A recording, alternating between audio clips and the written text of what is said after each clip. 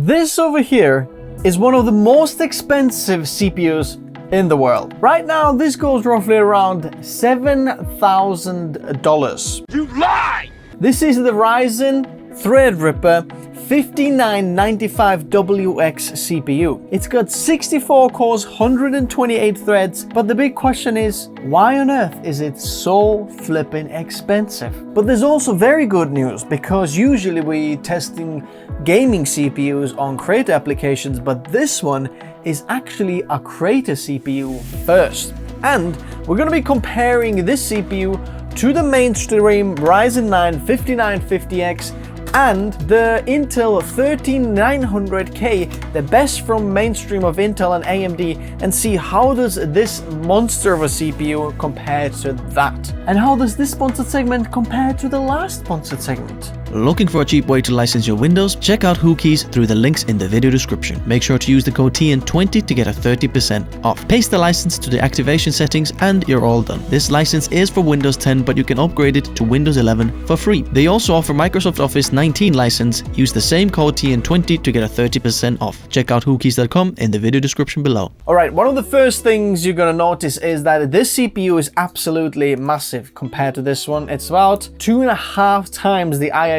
size than some of the mainstream one from AMD and Intel. But we've got to look at the specs of the CPU to really see why is this CPU so special. So here we have the 13900K, 7950X, 5995WX, and the previous generation 3995WX, which we also did a build on the channel, not sure if you remember. So the 5995 is a 64 core and 128 thread CPU, and that is all performance cores. There is no E cores and P cores. This is all full fat Zen 3 architecture from Ryzen. So it's not the newest Ryzen 7000 Zen 4 architecture, it's the previous one where the 5950X, you know, kind of a architecture from that generation. The max turbo frequency is 4.5 GHz. The PCIe generation is maximum of PCIe Gen 4. It is backwards compatible, but no Gen 5. And now comes the interesting thing. This CPU supports 128 PCIe lanes. I can say that many times it is seriously impressive. Let me put it in perspective. If you want to run 2 GPUs in your normal 13900K, for example, then you're going to run out of PCIe lanes very, very quickly. One GPU takes 16 lanes of PCIe Gen 4, and on the 13900K, we're already run out of PCIe lanes when we have one GPU and one M.2 slot, because the M.2 will take 4 and the GPU 4, altogether 20. Now, if we want to add another one, it's going to take us to 36. But here we have 128 lanes of these to play with. So if you've got a motherboard like the Asus WRX80 SE Sage Wi-Fi motherboard, then you realize that the 7 PCIe X16 slots are meant to be there because you can actually fill them all and get either loads of graphics performance, lots of storage, or something like that, because it is a proper ripper of threads and PCIe lanes. But when we compare it to 3995WX, then you can see that we've gained extra 300 MHz on the maximum turbo clock speeds, but the PCIe lanes are the same and the core count is the same as the previous generation. But now the RAM is another place where this CPU is completely different than anything else out there. Normal mainstream platforms like the 13900K and 7950X or 5950X or 12900K, they support up to 128 gigabytes of DDR4 or DDR5. But we have a bit of a situation change there, so now up to 192 gigabytes of DDR5, but DDR4 is still supported up to 128 gigabytes. Well, this bad boy over here supports up to 2 terabytes of a DDR4. And you might be saying, why on earth would you need that many? Well, there's multiple reasons for that. A lot of the scientific applications or AI or machine learning or big applications, they want a lot of RAM, and that's where this comes in there. And if you're running VMs or even high animations, you might be running out of RAM at just 128 gigabytes. You might have scenes that are so big that you need more than 512 gigabytes, for example, even. But this one, it takes it to another level at 2 terabytes of DDR4, which is ridiculous. And it's got 8 memory channels. Now, usually when you see 4 DIMM slots on the motherboard, you realize that, okay, this is probably dual channel and it splits the channel. For example, you know, any of the mainstream X670E or Z790 motherboards that you have, that's how this works. It splits the memory channel because CPU only has dual channel memory support, whereas this one over here has 8 channel memory support, which means that each one of those sticks on the motherboard, if you've got 8 channel motherboard like this one over here, you can see that every one of those channels is directly connected to the CPU, and you've got just the data going backwards and forwards between the CPU, and there's no split in there, which is absolutely insane. It was the same with the 3995WX, so not much change there. Obviously, you can see the cache is much more than on 3900K or 7950X, but compared to the 3995WX, it hasn't changed much at all. The TDP of this guy over here is 280 watts. And previously this was a lot until we introduced the 3900K, and then you realize the 280 watts is quite good actually. The 3900K can pull 315 watts. In fact, my personal rig, which I'm also using, the 3900K, can pull up to 340 watts when the multi-core enhancement is enabled from the BIOS. The 7950X pulls roughly around 230 watts or 200 watt plus kind of a power draw.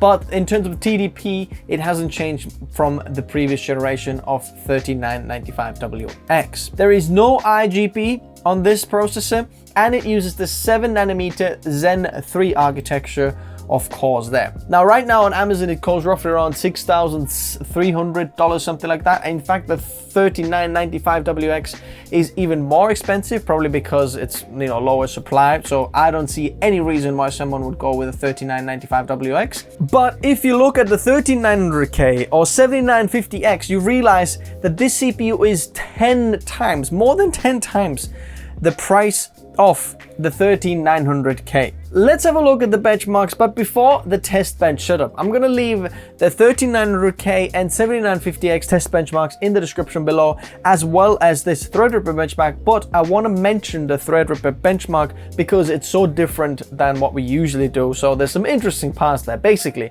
for motherboard, we're using the Asus WRX 80 Sage Wi-Fi SE. There's lots of numbers, things there. Is that motherboard? It's absolutely amazing. Probably the best motherboard for the Threadripper system, what I would say. For RAM, we're using 128 gigabytes of Teen Group T-Create Classic 3200 megahertz CL22 RAM. So there's 8 sticks in there, each one of them 16 gigabytes. By the way, we're going to be doing a build with this one, and then we've got even more RAM, so stick around for that one. And we've got a lot more stuff to put in that PC, so let's see what happens. For GPU, we're using Asus TUF RTX 3090. For the cooler, we're using the Noctua NHU 14S TR4 SP3.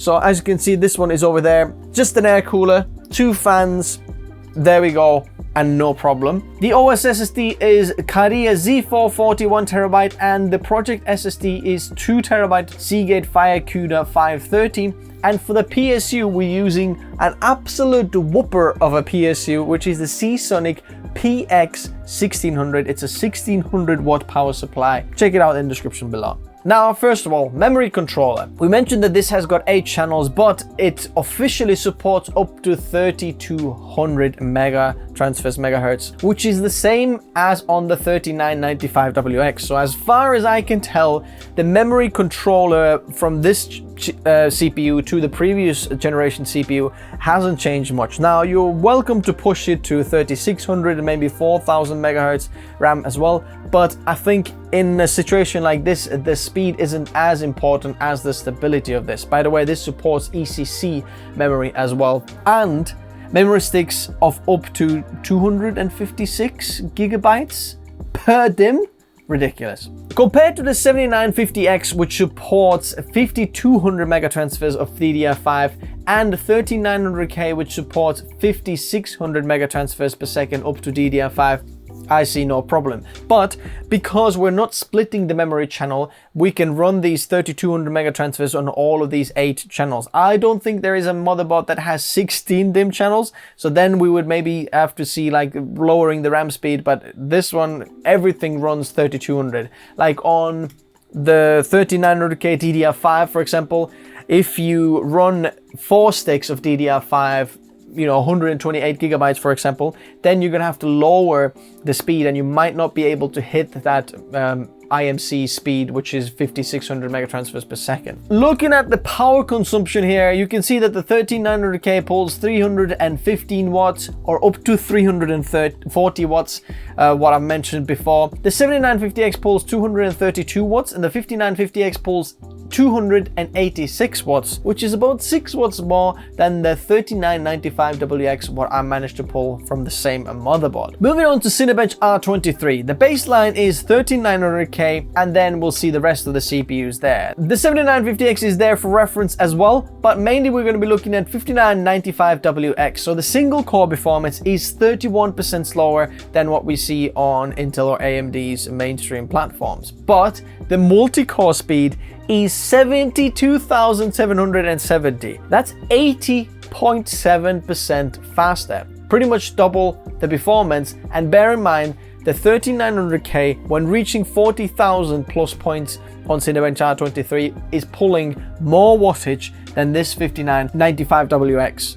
That's ridiculous. The 1395WX is about extra 10% or something like that slower on the single core, and the multi-core is a bit slower as well. In Geekbench 5, the 5995WX is 30% slower in the single core speeds and 26% faster in the multi-core speeds. And you're thinking, why so little? It's because Geekbench only tests cores, not threads, because there's 2 threads per core, which the Geekbench doesn't utilize, but then we see that. But interestingly, the 3995WX previous generation is actually slightly faster in Geekbench 5, which is an interesting analysis. Moving on to Blender and 3D rendering, which this CPU is like really meant for, and this is its bread and butter. And here we can see the huge gains between 13900K and 7950X. The 5995WX is more than double the speed in monster, junk shop, and classroom scenes. Even though we have the same TDP and perhaps using less power, we are performing ridiculously good in there. And as you can see, there's quite a marginal gain also between the last generation, extra 20 to 30% gain in there, depending on benchmarks and so on. But that is absolutely ridiculous performance. Bear in mind, it starts to perform so good in CPU rendering that it starts to actually beat some of the lower end GPUs that use optics or CUDA ray tracing on these renderings, which is just insane. Obviously, GPU VRAM is only 8 gigabytes or something like that, but here we can put up to 2 terabytes. Moving on to Photoshop and photo editing, the 5995WX is not shining over here, and that's purely because of the single core performance and how Lightroom likes to use. Is very slightly threaded, basically. In overall, we're about 27% slower than the 13900K, but interestingly, in general score, we're about 9 to 10% faster. But filter and GPU scores are 36 to 54% slower, which is not good at all. Now, if you look something the likes of 12600K, then you can see that even 12600K performs better in pretty much all of the ways in Photoshop, apart from perhaps maybe some of the exports, and if you're doing loads of exports, then the 5995WX would be better, but usually even a 12600K would be better for Photoshop. Moving on to Adobe Lightroom Classic, and here we can see that the 5995WX is about 20% slower, pretty much exactly 18.6 to 18.2% slower compared to the 13900K. But Lightroom consists of 2 separate cores. There is the active and then the passive one. The passive one is when you're exporting photos or putting, for example, a big merge photo together. If you're making gigapixel photos, for example, or some big panoramas and putting the photos together, then it uses multi-core performance, which this CPU can utilize. But even at that point, the 13900K seems to be better. So it looks like Lightroom is not able to use all of the 64 cores, as you can see here. And if you look at the likes of 7700X, then even a 7700X is faster in the overall score and active scores, and only slightly, perhaps 1 to 2% slower in the passive scores. So as you can see, even in Lightroom Classic, it's hard to justify this 5995WX CPU. What about video editing? Well, let's take a look.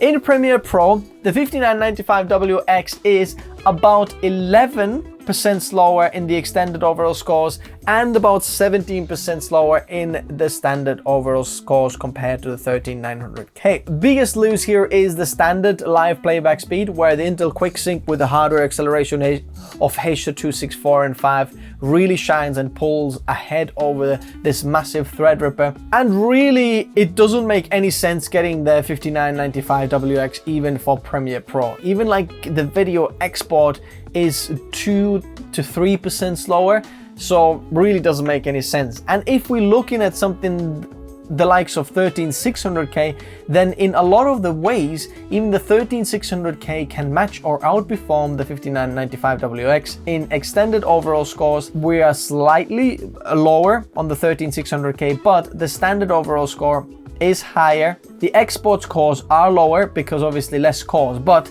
the live playback, effects speed, and even GPU speed will be faster even on the 13600K because of the single core performance. In After Effects, we can see that the overall score isn't that good either. We're about 24% slower in the overall scores, but in the multi-core scores, we're very, very close there. But interestingly, I don't think After Effects can fully utilize the multi-core score there, even though we have doubled the amount of RAM, or as on the other 13900K and 7950X, we're not able to utilize it that much. We are even slower than the 13500, as you can see, which just shows again that After Effects likes a bit more single threaded, faster performance, even though they say that After Effects should be able to utilize the multi-cores, especially when we're talking about the multi-core rendering and the render queue, where they can render different frames, not just sequentially, but at the same time with the higher core count there. And that's why we have the multi-core as CPU performance there, but still we seem to be performing lower than the 13900K. Now Davinci Resolve, and here things get slightly more interesting. In extended overall scores, we're actually the fastest of the bunch here. In standard overall scores, we're about 4.8% slower than the 13900K, but if we're looking at the 4K media and 8K media score, we're 22 to 25% faster than the 13900K. But in GPU effects and fusion scores, again, we're losing out because of the single core performance, because most likely Fusion likes to use more single core performance. Bear in mind, we're using the same GPU on all of these things, so that is exactly the same. And if you look at the 12900KS, then even the 12900KS gets beat in here, the best of the last generation Intel CPUs. So it's a kind of just a throw-in benchmark there. You can see that the 5995WX is the best CPU I have tested for Davinci Resolve in terms of the overall score, extended overall score. And let's talk about one more thing, V-Ray. Another 3D architecture modeling application where we see that the 5995WX is more than double the performance as the 13900K. It is 61,251 points, which is extra about 30% faster than the previous generation 3995WX, and that's where this CPU really shines. So if we are looking at the overall kind of benchmarks with this one, even though this being the creator CPU, you can see that there's only very specific applications why this is good. If you want to run a lot of virtual machines, or you're selling them online, virtual machines, virtual servers, and you need a lot of RAM, a lot of CPU cores and so on, then there's nothing like this CPU. At the same time, if you're doing 3D rendering on the CPU and you run out of your GPU memory and you need to do this on the CPU, then this 5995WX is the best price, because the performance per watt performance is unmatched anything out there. If we're looking at the Intel Xeons, even the new ones that come out, they might be able to beat that. Just a little, you know, clue is in that benchmark over there. Try to figure out what's going on in there, but not able to do it at 200 watt TDP. If we are looking at 200 watts, 280 watts, then there's nothing like this CPU. Plus, the DDR4 RAM is really cheap now, so you can really get something quite affordable if you really need this like rendering performance. Now, is this worth it for video and photo editing?